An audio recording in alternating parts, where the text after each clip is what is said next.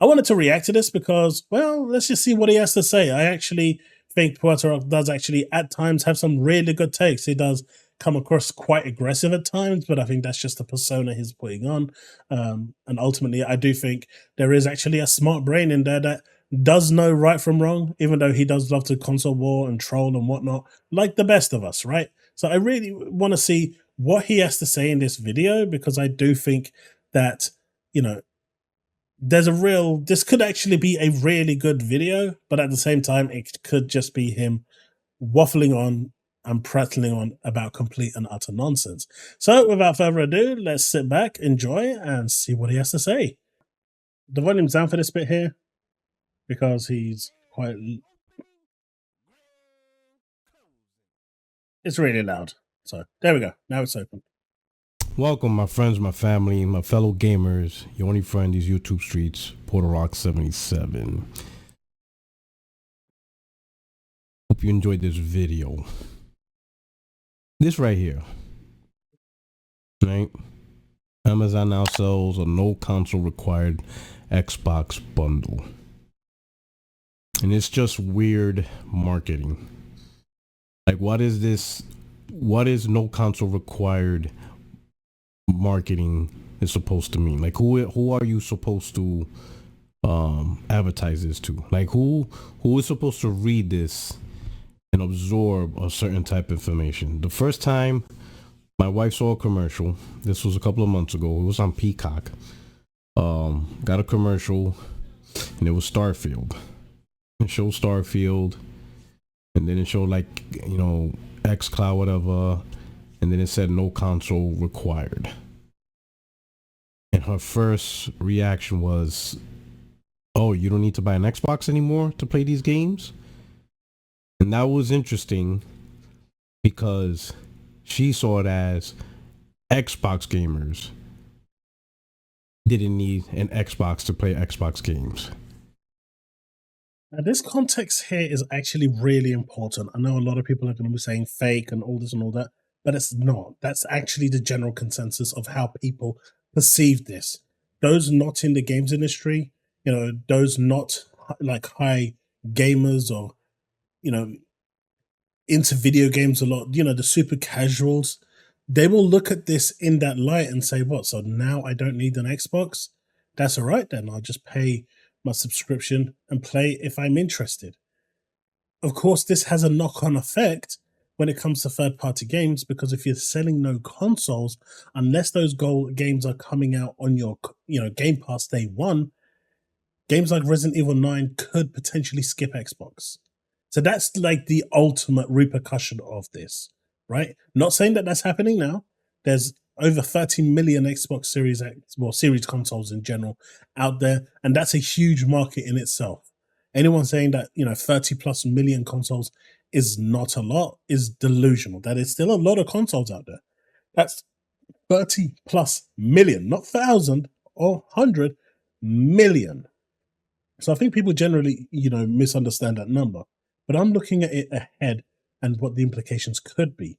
And with people like Puertorock's other half saying, I don't need this, well, when the next Xbox comes around, she may also decide that she likes Xbox games, but doesn't need an Xbox and will just stick with a Fire Stick or something else through Google, you know, sideload the app through Google or anything else that will provide her with means to play Xbox games. Or maybe she's got a PC and will play it through there. It means that she doesn't need to buy the Xbox console, which then hurts third-party publishers. Let's continue. I tried to explain to her that no, what they really trying to say is, for people who don't like to buy consoles, you can now play Xbox games and you don't have to commit to buying a console. And she's like, but if you want to play the games, you would buy the console. And I'm trying to explain to her, and in the middle of the conversation, I'm realizing I can't even get this point through to my own wife. I can't, like I don't even work for Microsoft, so why am I even wasting my energy? Like, I'm trying to tell her what Microsoft's trying to say, and she doesn't get it.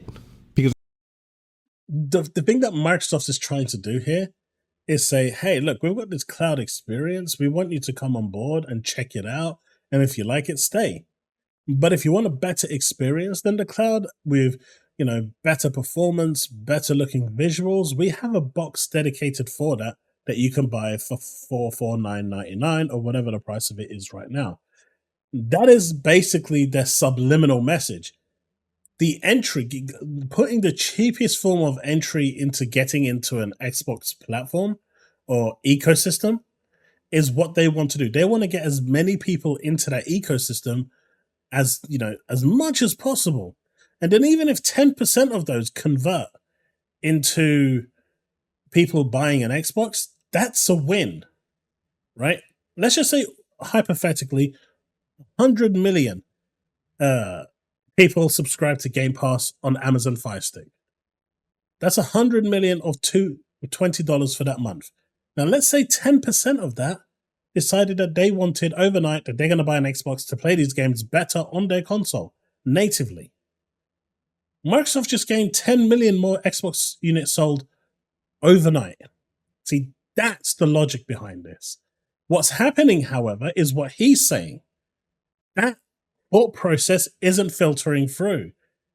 You and me may be thinking like this, but the average consumer is not. And that's the problem. That messaging is getting lost. And obviously Microsoft can't come out and say, hey guys, you know what? This is what we want you to do. They're not going to come out and say that because that's going to be really scummy and weird and just anti-consumer. But what they're doing here is hoping that you will say to yourself, hey, look, I really like this Halo game, this Halo Infinite, or this Forza 5, or Forza Motorsport, or, the new Gears E-Day. But I'm not really liking the performance online. But if I get the console, I'll get a better experience. And Microsoft kind of has to do a better job in delivering that message. Maybe add something onto the loading screen, get the optimal experience by buying an Xbox console. Something like that they need inside. This obviously cloud is never going to provide you the optimal experience. I think we can all agree on this. So having a message like that on the loading screen as the game is loading up is perfectly okay, but that will tell the person visually looking at it that if I like this game and I'm not happy with the performance, there is a better way to play this without having to go buy a PC because I don't want a PC, I want a games console. That's the next barrier option. But if I'm looking at this and then there's nothing really there telling me that the console itself is going to provide me with better quality, and don't forget, these people are casual. They don't tell the difference between 30 FPS and 60 FPS, let alone, performance mode and high quality mode. They probably won't see the difference. They don't care about the difference. So for these people, it kind of needs to be there in pretty plain form so they can see it. And if they want a better experience after that, then they can go and seek it. So from that 100 million, 10 million overnight, it's a good conversion rate. So that is what Microsoft is hoping for. Because in her mind, if you want to play Xbox games, buy an Xbox. You see, this is the problem. The problem is never the console. Console hardware is not a problem. I mean, are people also going to say no PC required? Notice they're not saying that. It would make more sense if you said no hardware required. But they're not saying no hardware. They're saying no console required. Is a PC still required in gaming? You know what? That's actually a very, very good point. And the only reason I can think of them not saying this is because the version of the game that's running through xCloud is console only. And if they said no PC required, well, that may jump into gray areas because it's not really giving you the PC version of the game or the option. However, with GeForce Now, if they actually merge that and bring it into as one, I think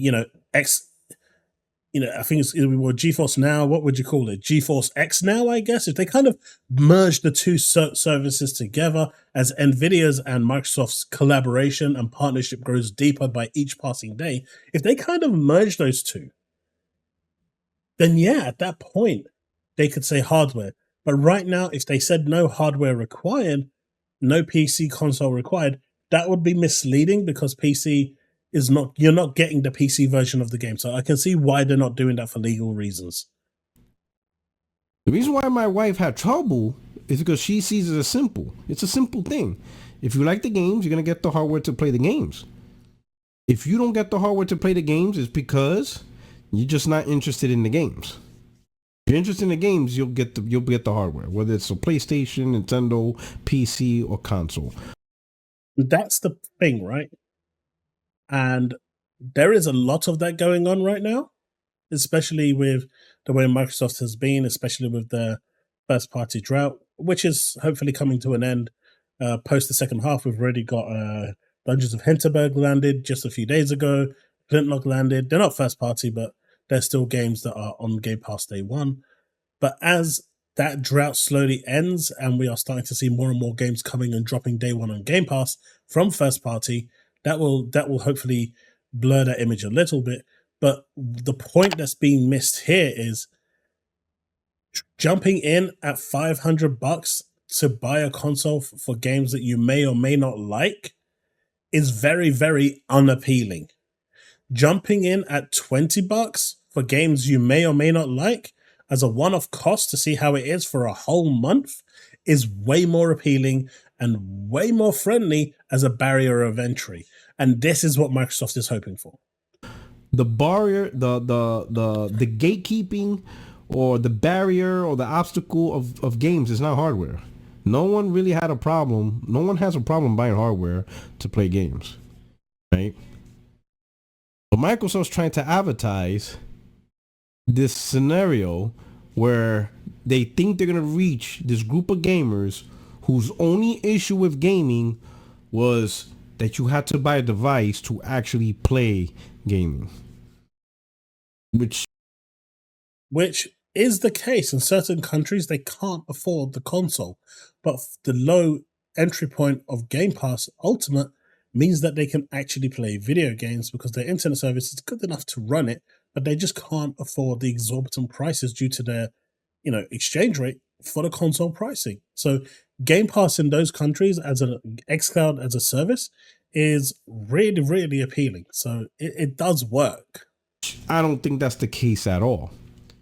In fact, if you paid attention in the gaming community, the people who are buying this bundle now and bragging about it, they're like, oh yeah, I just ordered mine. They have an Xbox console. They're just buying it just to test it out and see if it works. But none of them are going, hey, I just sold my Xbox Series X. Do you know what? I was one of those people that was about to do it. I was about to pull the plugs. I think it was like 60 quid here in the UK. And you know what? I asked myself, do I actually need this? Because I've got my Steam Deck that can do xCloud. I've got my tablet that can do xCloud. Got my TV that can do xCloud. Because I've sideloaded the app onto Chromecast with Google TV. I've got my PC that can do xCloud, but, that can run native Xbox games anyway. I've got my Xbox that can run native Xbox games anyway. Why do I need an additional thing? And I ended up not buying it because the only reason I wanted to buy it was to try it and I'd probably never use it again. And at that point, I realized it was a waste of money to me. And I do get what Puertorock is saying. I'm seeing a lot of creators out there who are going, yes, I bought this. This is so cool. This is an Xbox and all this and all that. And I'm sorry to say, I agree with Puertorock here. It's just foolhardy to see that happening. It's just them advertising the device. Nothing more, nothing less. They're just trying to free advertise for Microsoft. And maybe they'll get something in return from it when Microsoft sees it. I just wasn't prepared to do it. So I traded it in, and I'm sticking with this. I'm no longer,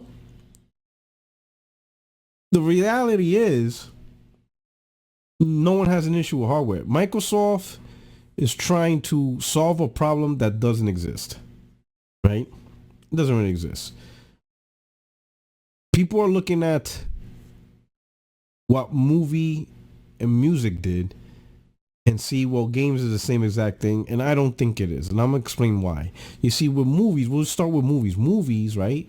And TV shows, a lot of the programming originally came from TVs, right? You had the open free airwaves, you bought a TV, and you got free programming, right? You got all the programming you wanted to watch. The only problem is it was on a schedule.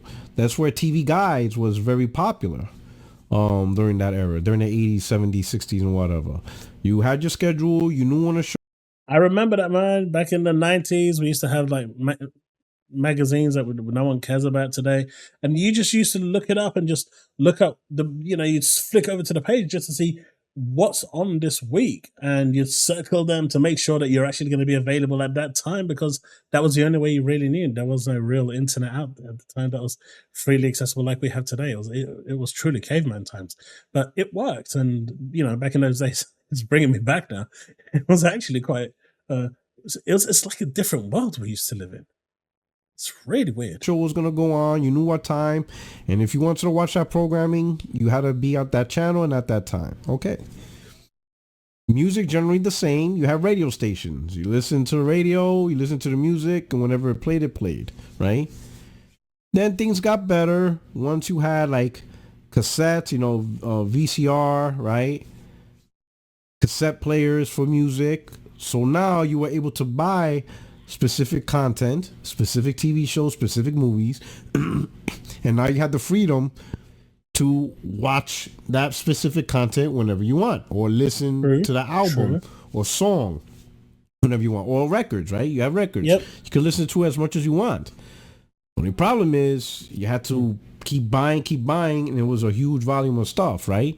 And sometimes you couldn't buy all of it, right? It would get pricey. Well, for movies came rentals, right? So now you didn't have to buy the movie, you can rent it, right? And Blockbuster took that concept to a whole new level. So now you had a huge selection of movies and TV shows and all that stuff. And once again, you can watch content, when you want, on demand. As much as you want, but it was still limited to the amount of movies that you can rent at any given time. All that evolved, right? And take it further, you had cable TV. Cable TV was kind of the same way. You had all this content that you can watch, but using a schedule, until they brought in on-demand video, if you remember. I like where it's HBO on-demand, Showtime on-demand, and stuff like that. Let's see if it'll deliver. Eventually, Netflix took that to a whole new game and said, know what? We're going to get all this content, and we're just going to have it streaming, and you can pick it, watch it whenever you want. Yep. All the time, 24/7. Yep.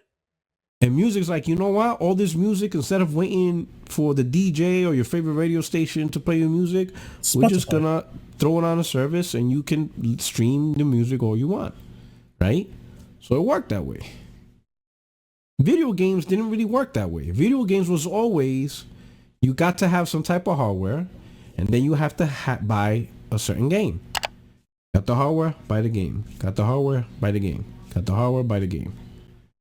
Then the rental service came out. Blockbuster started renting games, and similar. You got the hardware, buy the game. Got the hardware, you buy the game. All right, good to go. Then they just took the physical media, made it digital. So now you don't have to go to the store and buy the game, but you still have the hardware, and you download the game and install it, right? But you still buy software, and that's pretty much what people are used to. You give me the hardware, I get the game, and boom, whatever. Okay. Microsoft, with Game Pass, said, you know what? We'll take the rental concept, and we'll put it more into the hands of the gamer, right?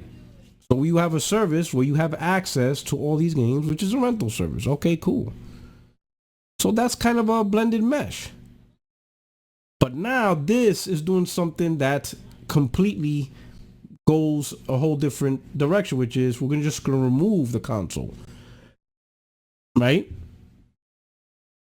So all that he's basically described there is basically describing the journey of where we was to where it started and where it ended. And he's actually saying that Game Pass is continuing that trend. And whether or not it's working is another matter, but Game Pass is a natural evolution. Even if people are saying it's not working, it is an evolution of that model that existed from the very beginning, and a model that continues to evolve. That's the point that he made in that long thing, which I appreciate the fact that he actually started from the beginning and went all the way across in a systematic way. And that point was pretty well drilled across. And now he's coming to the actual point of this, which is different to what Game Pass is, right? This is different to what Game Pass is. as this is a whole new beast in itself. And what that does is, one, the people who want the console are like, what are you doing? I want the console. And the people who never wanted a console, guess what? They never really gained. True. And if they never really gained, because obviously who's gaming without a console, right? Throughout these generations, throughout these decades, right? No one. If you didn't own a console or PC gaming hardware, let's say, you know, during the PS2 era, then what were you playing? You weren't playing anything. And if you weren't playing anything, it's only one reason, or for the most part, is because you didn't really care for the games. Now, of course, there's a few exceptions, like for people, you know, in poverty, you know, stuff like that. But if you're that poor, then you're not going to be able to do this either, right? For the most part, if you didn't have hardware, it's because you're not interested in video games, for the most part. Or you're a child and you can afford stuff. But for the most part, if you can afford gaming, but you don't have hardware, it's because you're not interested in gaming. And somebody saying, well, I'm going to put this on your TV anyway. Okay, fine. You put it on my TV, still not going to use it. Just because you forced it as an app or you added it to a Fire Stick 4K, whatever, you know. I mean, we all seen Stadia completely fail. Okay, Stadia, I knew that was going to come up, is a different, you know, beast in itself. Stadia didn't fail because it was cloud only. Stadia didn't fail because it was, you know, you had no ownership over your games, even though many people will say that is the case. Stadia failed because it launched horrendously badly. It promised the world and delivered nothing. And the first trouble that they actually saw, they bounced.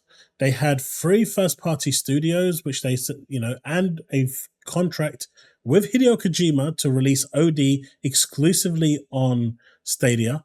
And they turned around to Hideo Kojima and said, sorry, we don't think you're worth it. See you later. Go away. To Hideo Kojima. And then Microsoft came in and said, you know what, Hideo? We've got a cloud service. We've got cloud servers. Do you want to come and do what you wanted here? And then Hideo was like, all right, yeah, sure. So that's how Microsoft ended up getting OD onto Xbox. But then you've got the likes of, you know, the other side, you know, of Google Stadia, where they just weren't, they're not reliable. They're not trustworthy. Everything they release ends up at the Google graveyard. They've got this really, really bad reputation. So people were scared to trust them. People were scared to give them the benefit of the doubt. I actually used Google Stadia at launch. It was pretty awful. But after a few months, it actually was, and trust me, even though you're not going to believe me, this is a, you know, fact, at least for me. Stadia's online gameplay service was the best on the market. It was better than GeForce Now. Now, that might be hard to believe for some, especially with the magic that Google Stadia actually delivers, but Google Stadia's servers, you know, a few months into it, were so good that they made everything else in comparison pale. It was like being able to play. Their integration with the Google browser and actually, you know, simple ease of just jumping into a game was phenomenally easy. Their store was really good. Everything about Google Stadia was just really well done. The problem with Google Stadia was Google. And just as they do every single time, they flip-flopped. They got rid of all their first-party studios because they said it cost too much money. They half-assed it. They expected that this was going to be a get-rich-quick scheme, which it's not. You're coming into an industry that's already got 2-3 juggernauts in there, or 3 juggernauts. You're coming in as the 4th kid in town. It's going to take a few generations to settle yourself in. You came in with the cloud as the first one. Give it a generation and see how it's going to go, and see then. If they had waited 1 month more, or maybe 2 months more, I think it was, they would have had all of the Xbox games on their service. And that could have absolutely changed the way Google Stadia went. Completely revamped the way Stadia could have potentially blown wide open. Because their service was best bar none. Nothing came close to it. But like Google with everything that they do, they jump the ship the moment the next shiny comes along. And so Google is a really bad example to use here. And that's exactly what I tried to do. And they went all in. No, they did not. They didn't have a confusing message. There was no like console or any this pseudo kind of PC. No, all in 100%. This is it. No one really cared. Barely didn't do anything. Because no one trusted Google. For the most part, these concepts is just techie stuff. I always see streaming as nothing more as additive to the hardcore gamer. You have your hardware at home. You got your PC at home. But once in a while, you're not at home to play your hardware. See, that's not true. Like, at the moment, I'm juggling a few gacha games, right? And I'm also playing a couple of Steam games. But, that's obviously on the Steam Deck. I'm playing it natively. But for those games that I can play through the cloud, I'm actually opting to play through GeForce Now because it gives me a better visual fidelity. Even though I've got my PC here, I just can't be bothered to sit in front of my PC. So I'm playing it over the cloud. But like games like Genshin Impact, Honkai Star Rail, Wuthering Waves, Tower of Fantasy, and a number more, I'm playing through the cloud on my Steam Deck, and I'm getting a good experience, and I can do what I need to do, and I can spend hours there playing. Also, through the cloud, it means that my Steam Deck's battery is going to last a hell of a lot longer, so I can actually get a good session in on a full battery. But, is it going to replace what I'm doing? Maybe in 10, 15 years' time, but right now, no. But I wouldn't say it's additive because I'm out, because if I'm out, I'm not taking my console and going out and playing it. I think that's weird. But, I'm going out to see friends and family, not to sit there with my Steam Deck and play video games. But when I'm at home, it's an option I have that I don't have to sit in front of my PC or, occupy my PC or my TV. I can get the same level of performance on my Steam Deck through the cloud. It's running at 60 FPS. It's running on the highest settings because I'm subscribed to GeForce Now's 4080 service. So I'm getting a very, very good service here. In fact, the 4080 spec-wise is higher than the 3090 that my PC is on, right? So in some cases, I might actually be getting better because it supports DLSS 3.5 for those games that do, like Cyberpunk. But that's a different matter. So I don't fully agree with what he's saying here. I think he's generalizing it a bit too much, and it's a lot more nuanced than what he's saying. Maybe streaming is a good temporary solution while you're away, maybe on vacation. Okay, that I agree. A 3-day trip. You I agree. Your in-laws, visiting family, and then on some downtime, you play a quick game on your phone on something. I can agree with that. A device that stream. Okay. Not a big deal. But to create a plan that devalues the main product, was a stupid bet. I agree. Microsoft did a stupid thing.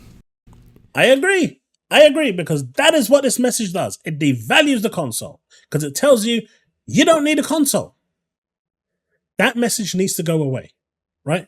That's the part that I do 100% agree with him. It does, and I know people are going to come at me with this, and you're okay too, because I value your opinion nonetheless. So do let me know in the comment section below what you think. But when you say no console is required, you are telling the consumer that the Xbox console as itself isn't required. You don't need one. Let it go. I know the context that this is in for me, but the message it gives out is very, very conflicted. And that's the problem. What this is actually telling you here, now sells a no console required Xbox bundle, is you can play it through the cloud.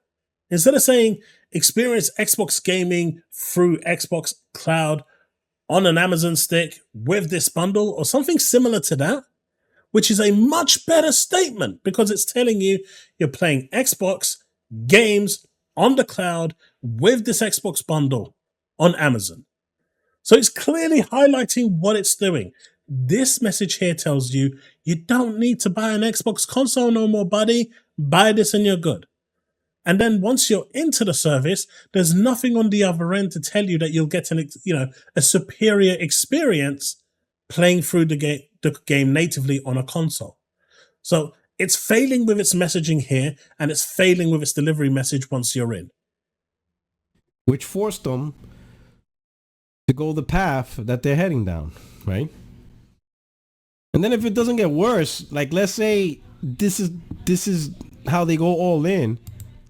When you go through this, then you're screwed because now you can't play games. Now, of course, people say, well, this is no different than Netflix, right? If Netflix is down, then you can't, watch your movies. And I'm like, yeah, that's true. But the thing is, gamers aren't used to that because gamers are used to hardware. You have your hardware, as long as you have electricity, you're good. Whole different discussion if electricity goes out. Then obviously you got bigger things to worry about, right? I mean, if your electricity goes out, you're screwed. I was in that position 2 days ago. Trust me, no fridge, no lights, no gas. All our kitchen is electric. We were pretty screwed. But if your internet goes down, you go back to the Stone Ages. That's how reliant today we are on the internet. Like when our internet was out for a couple of days, it was literally the Stone Ages. We were bored out of it. We actually went out for a change. I know, shocking horror. But the one thing I did want to add here is the go offline message there. If the internet goes down or if Xbox Live, the services are having problems and obviously you can't connect to the Xbox Live servers, if you go to that go offline mode, your games that do not require online authentication to work will work perfectly fine offline. So do remember that. Yeah, bigger things to worry about, right? It's clear, and if you're new to this channel, you have not seen the things I've been saying for years, that Microsoft has completely punted it into the stands, have not truly focused on their console. They have not focused on their console for a long time, that now even the most hardcore of the hardcore Xbox enthusiasts are calling the console side piece. Let me show you this right here. Let's listen to right here, Colt Eastwood and Mag on the XNC podcast. Listen to this. Listen to Colt. Now, keep in mind, this is the dude, 40% differential and, more power. All, 2020. 2020 was crazy. Xbox Series X, the best ever. Every game will play better. And he made all these videos and it was just insane on how he... Chat, what do you reckon? Should I try to get Puertorock onto my show on a Tuesday or Thursday so we can have a discussion about gaming in general, the way things are going, both Xbox and PlayStation, and just looking at the future with cloud gaming? Do you think that would be a good thing? Let me know in the comment section below, because like I said, I have a lot of respect for Puertorock. He does, he may troll, he may hardcore console war, but underneath all of that, there is actually someone that's actually, he kind of does know what he's talking about, and I respect that. Underneath all that bravado and all that persona, there is actually a good person there that can have a decent conversation with. So if you want me to try and get him onto the show, do let me know, because I think that could actually be really fun and interesting for you all to check out. Projected that Xbox Series X was going to be... Leave a hashtag yes Puertorock underneath. So much better over the PS5. They even alluded that the Series S was going to be comparable. It was just crazy, right? They put these consoles to the upper limits, right? The power advantage, the price advantage. Xbox was going to dominate the market. Little Timmy, all the little Timmys of the world was going to get this console. Now, look where we're at right now. The price of the console, the console Game Pass thing, again, if you want to get day and date, mind you. But it just seems insane to me when the console sales were like, what, minus 13 on the hardware front for the Series X and S.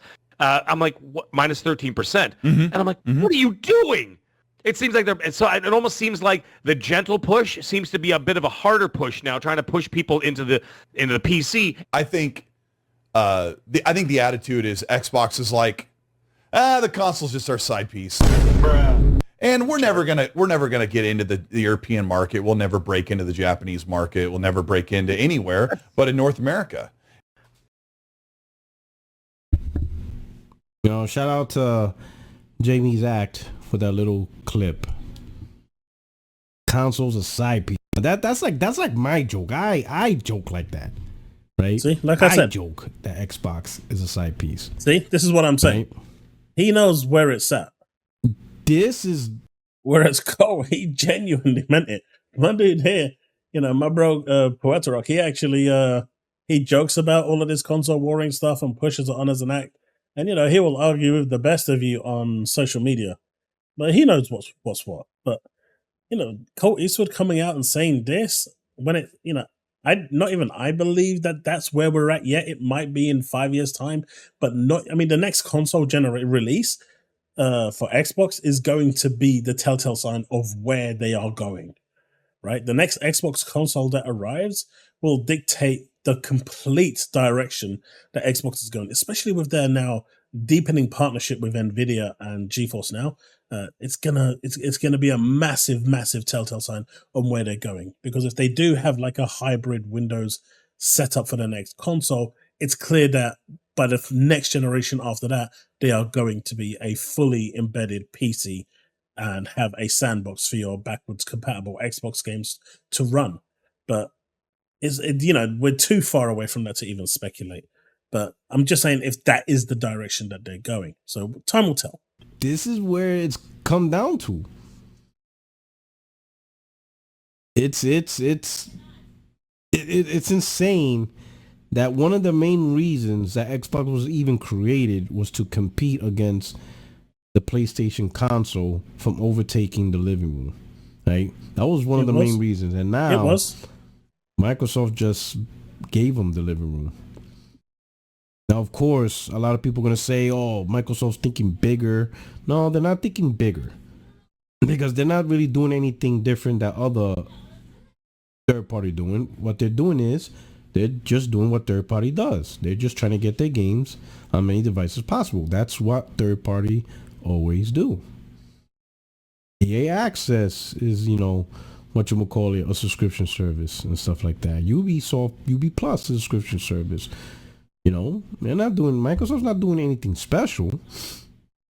They're just moving on from the console market business because it completely failed, and they can only blame themselves because they had a bad strategy. They focused on too many things that wasn't relevant, like the whole. At a minimum, okay, I get Game Pass. All right, I get Game Pass. I get that. Okay, I'm happy that he actually said that, because no matter how you feel about Game Pass, it is very pro-consumer, and it does deliver on a lot of things. And it is very, very good for the consumer. It may have problems for other aspects of the studio, but that's not my concern. I'm looking at it from a consumer perspective, and it is good for the consumer. So I'm happy he actually did say that, because Game Pass is a great service. I get that being a big deal. But I think the two main things they really screwed up on is, number one, day-and-date PC. I am telling you, that killed them.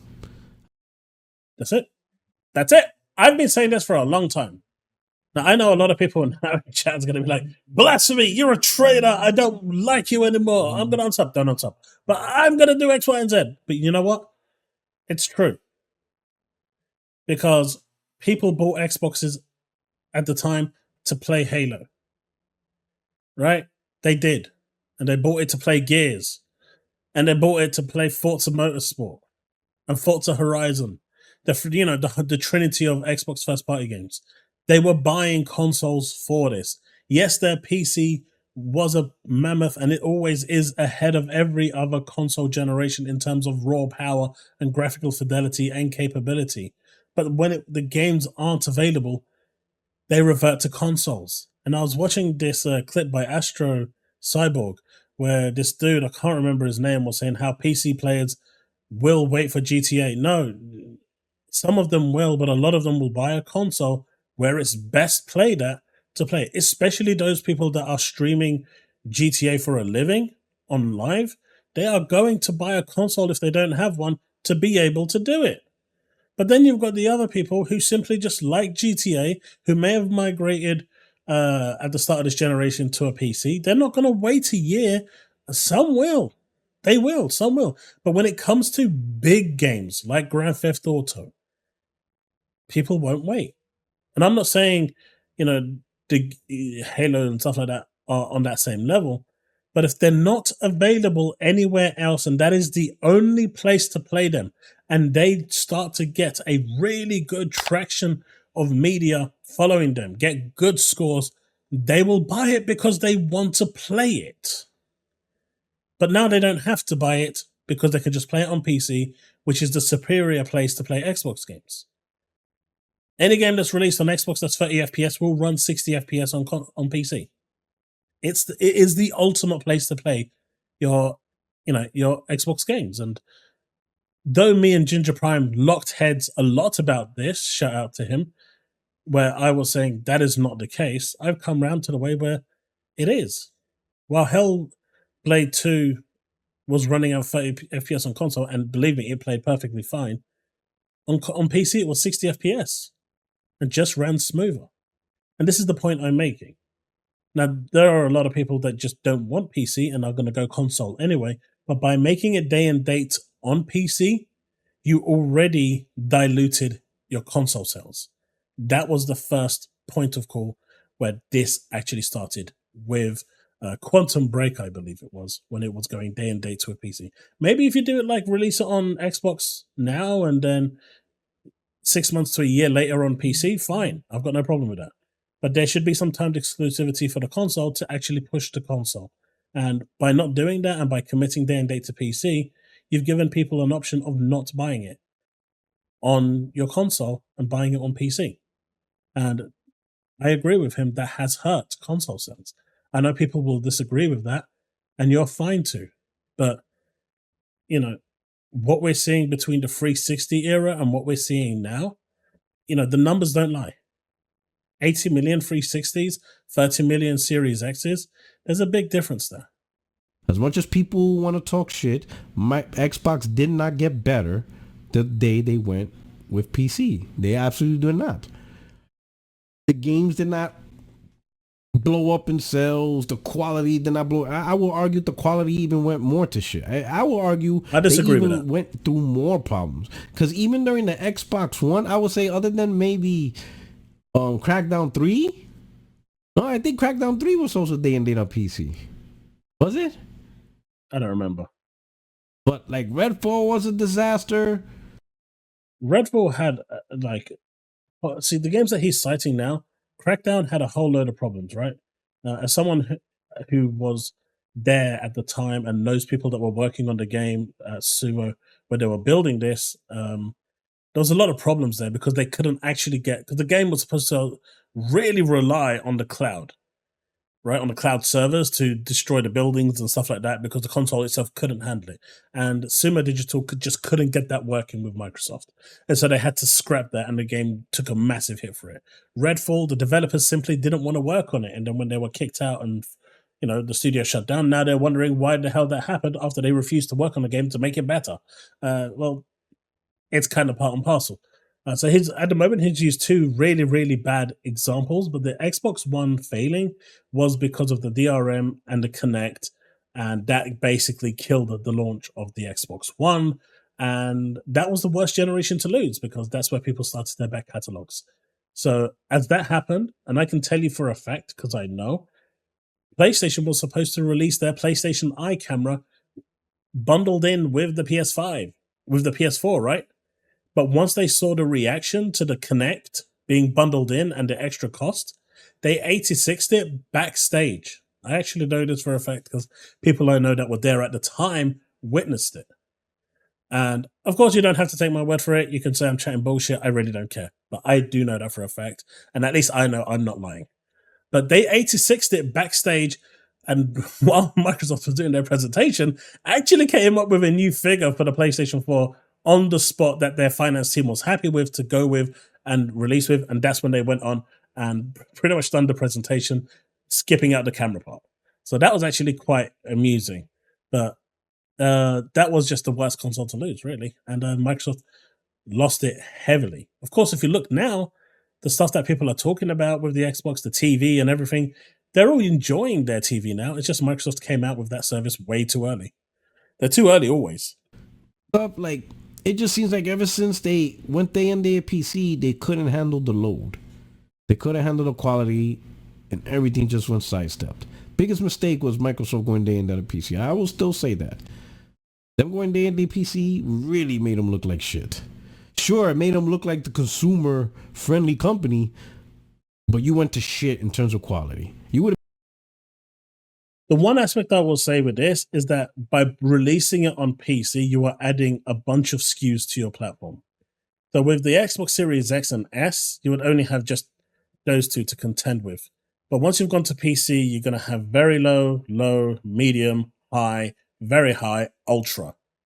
And then you've got custom, which is, a multitude of different aspects that they still need to cater for, at least a number of sets. So you're looking at give or take 10, 15 variations that they need to make sure the game runs on. That's all time development and all optimization that they need to do. That's taking away from the game development. Time that they could be spending on the game, making it better. And, optimization is important, but when you've only got one SKU to optimize for, like the PS5 had at launch, and 2 for the series consoles but at launch, adding in PC, which has around 10, 12 on its own, that becomes a problem. And that actually adds a huge amount of workload to the game. And we're seeing that. Would have been better off focusing on the quality and exclusively building your games on your console, and you would have been better off. Quality always trumps that the little bullshit of consumer. You don't sell shit for consumer friendly stuff. I mean, look at Nintendo. That's the most least consumer friendly motherfuckers on the planet. Their shit, they barely even do price drops on their games. So if you want, I went to a secondhand store and a secondhand copy of a game, I think it was Mario Party, was like 50 quid. Secondhand, that's almost brand new for some games. I was like, what are you doing? It's like crazy. I want to talk about someone that's not consumer friendly. Nintendo, they will sue you. For trying. That's why I don't play Nintendo games. You can try to advertise their product and they will sue you for it. Like that's why I don't play Nintendo games. They'll demonetize your channel if you try to hype them up. Yep. The most anti-consumer company in the world, but no one cares because at the end, what they're really looking for is quality. For the people who, Nintendo, they no fucks given. They will destroy you. If you can hear that, that's my daughter. Bless her. Microsoft mistake was number 1. They won PC. They thought that was an easy way to get more sales. They thought that it wasn't the quality of the games. It was just they needed more people to buy games, like more accessible people. No, if you created quality games, the people will come to you. They will come to you. That's literally how it works for this. And he's not wrong. You make a quality product, people will come to you. You dilute your product everywhere else, but then, you can go anywhere. It's like when you sit down to watch a show on Netflix. There's so many different shows to watch. By the time you've decided it's time to go to bed, because you just can't decide what you want, because none of them have that intrinsic value for you to keep complete, to sit down and watch. That's right. So that was your number 1 mistake. Day and day PC. Now I'm not saying they could have avoided PC altogether. They could have done the Sony strategy. Wait 2 years, wait 3 years, give your developers time, maybe, buy other porting studios, whatever, but really focus on your hardware. That was the mistake, right? But I mean, Sony's going to go day and date as well. I mean, he's been delusional here, but they will go day and date. It's inevitable. They will do it. It's just a matter of time. It's not a matter of if, but when. And it's going to happen. And we're seeing the timing between their releases for PlayStation and PC getting smaller and smaller and smaller. But mistake number 1. Mistake number 2, that 2 console strategy. Pick a lane. Pick a lane. You created 2 completely different SKUs because you wanted to do 2 completely different things, right? You wanted a really, really cheap console. You really wanted a really powerful console. But because of 2 architectures, you screwed both up. The only thing I'll agree with here is that as a third-party developer, I now have to create for 2 different SKUs. Because they don't have the same amount of RAM, they're designed for different resolutions. The CPU, though the architecture is the same, one has it slower than the other one. So they are technically the same and different consoles at the same time. And so you're definitely, you're developing for two different consoles. And as a third-party publisher, that, the development cost for that can't be easy, because you are developing now for two separate consoles as well as the PS5. You screw them both up. And then there's a whole parity, right? There's a whole parity thing between the two. Then there's the whole parity thing between the two, and that parity thing should never have been there. They should have said, the Series S is a weaker console. It is subject to missing features that the Series X will have, and if you want the full fat experience, you go Series X. But if you're happy for, certain features to be missing, but you'll still get the game experience as it's intended, then the Series S is perfectly fine for you. That would have been a much better approach, and the actual third-party publishers, in my opinion, would have been way more grateful for that as well. So certain features, I'm going to use Baldur's Gate here as an example. I know they worked around it, but just using that as an example for the actual launch date where they couldn't figure out a way, they could have actually left dual screen out of the Series S and left it in for the Series X and released it simultaneously, same time on the release date with everything else. That's the way they should have handled the Series S and X two platforms, where the parity didn't need to be there. But by making it parity, they really shot themselves in the foot. Xbox Series X all digital, Xbox Series X disc, just like PlayStation. A 500 or 400, stick with it, right? One school, so that way the developers could really take advantage of it. And the fact that you wouldn't have done day-and-day PC, you probably would have netted better results, better stuff, right? I think by going day-to-day PC, they had to also do considerations to make sure the Xbox Series X and PC was very well aligned to manage this multi-platform environment of day and date. Well, that's done by the fact that they both use DirectX 12. PC uses DirectX 12. Xbox uses a modified version of DirectX 12 called DirectX 12U, which actually allows them, the porting of the games transferred from console to PC is a lot easier. I'm not saying it's, like that and it's done. That's not what I'm saying. I'm just saying the process from porting from Xbox to PC or PC to Xbox is way more simpler. It's one of the reasons why Square Enix wanted to release Final Fantasy 16 on Xbox first, because it would have simultaneously released on PC as well, because when you're developing for one, it's easy to develop for the other because the porting isn't that difficult. Whereas Sony uses a different architecture entirely. I think it's called ESM or ESB, something like that. Or EMB? I can't remember. It's something like that. They don't use DirectX 12. So porting it from PlayStation to PC is a lot harder. It's a lot more difficult and time consuming. So that is why the Series X to the thing would have worked.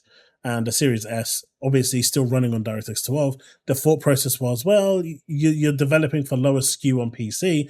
The Series S will be fine. The problem is you can run on the bare bones PC and still have 32 gigs of RAM in there to keep it going. You can't do that with a Series S because they gimped on it. They gimped on the RAM. And that was the biggest downfall for the Series S, in my opinion. I think that screwed them up. They didn't do day-and-day PC. They wouldn't have to worry about, how well it can, really make the Xbox the way it really meant. Really bring in that proprietary technology and stuff like that, and then you figure out the porting later, right? Focus, have a vision. That's what they should have done. Xbox Series X disc, Xbox Series X all digital. Focus on the console. Don't even worry about PC. Just what does this console need to really shine, right? Once you do your Game Pass, fine. Cloud gaming, tone that shit down. Should have kept it light and minimal. Sure, talking about it a little bit, but don't ever mention no console required. Do what Sony's doing. They advertise, they have cloud, but they don't say anything other than you could try it out and use it. Make it a side piece, not your centerpiece, is basically the message. Not trying to, dismiss or change the environment, whatever. I think in that environment, Microsoft would have had more success because they would have focused the games. They would have been laser focused on the games for that one console.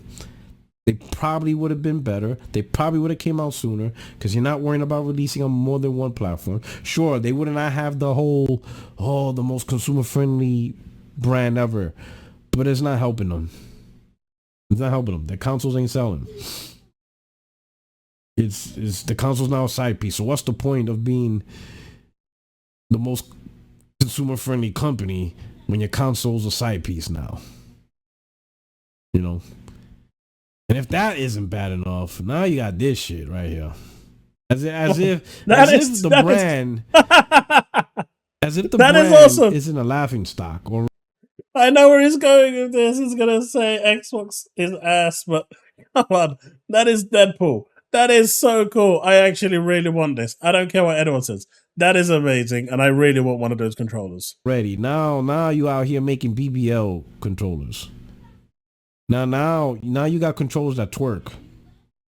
Like, come on, bro. Like, this is like, I don't like who. Like, how can you hold the controller, bro? That's not for holding. Got ass cheeks on the palm of your hand.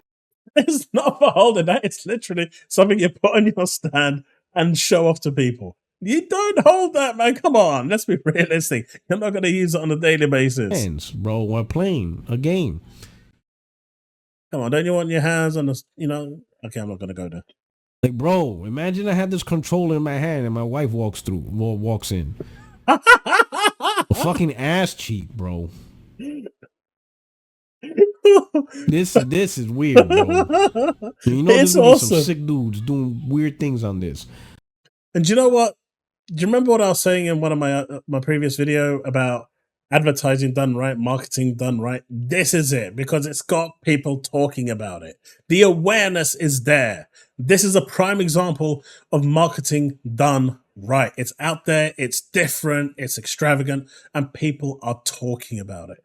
And even though he doesn't really notice this right now, in time he will come to appreciate that the more people talking about this, the more attention it brings to Xbox. And that's the whole purpose of marketing, right? So this is actually doing exactly what it's designed to do. But at the same time, if you have this as the centerpiece in your house, just on the side, on its stand, it looks awesome. Oh man, this is just crazy, bro. OnlyFans about to be lit. Y'all motherfuckers, this shit's about to go crazy. But like, what is this, bro? Booty cheeks on a controller, bro. This shit straight booty cheeks, bro. Yo, I've been told your Xbox is ass, but they took that shit literally. I told you he was going there. I knew it. He's going there. I knew he was going there. This shit is crazy, bro. Got booty cheeks on the controller, man. God damn, what the fuck happened to this brand, bro? This shit is uncouth, bro. Wow. When I first saw this, I'm like, I thought it was just Dave J the trolling, but no. Yo, I mean, I'm gonna just listen. I'm just end this episode with this, bro. Xbox is dookie, bro. This is just yo. Your only friend is YouTube Streets Puertorock77. If you're new to the channel, subscribe, stick around. And I'll check you guys later. I'll see you guys next week on Tuesday. 60 frames, no lag, 8:30 p.m. You guys take care. Peace. All right, man, that was an absolutely brilliant video. I really enjoyed reacting to that one. There's loads of talking points, loads of things to dissect. Some good, some bad, some not well covered, which I went into. I'm sorry this video took like an hour long, but I really think that this was a really, really good video, and one that, I'm actually happy I reacted to, because there's a lot here, and that ending was just priceless. I knew he would have went there. But let me know what you think in the comment section below, folks. If you've made it this far, put down hashtag I made it to the end, so I know you made it. And at the same time, if you want to see Puertorock on the show on either a Tuesday or Thursday, let me know, because I'd love to bring him on and have a discussion with him, because like I said, he's a cool dude. And despite his console warring ways and pony attitudes, I think there's a good conversation to be had there. Let me know either way. Thanks so much for watching. Don't forget to like and subscribe. Definitely go check out his channel, because like I said, I'll have a link in the description below. And yeah, I'll see you in the next one. Remain legend.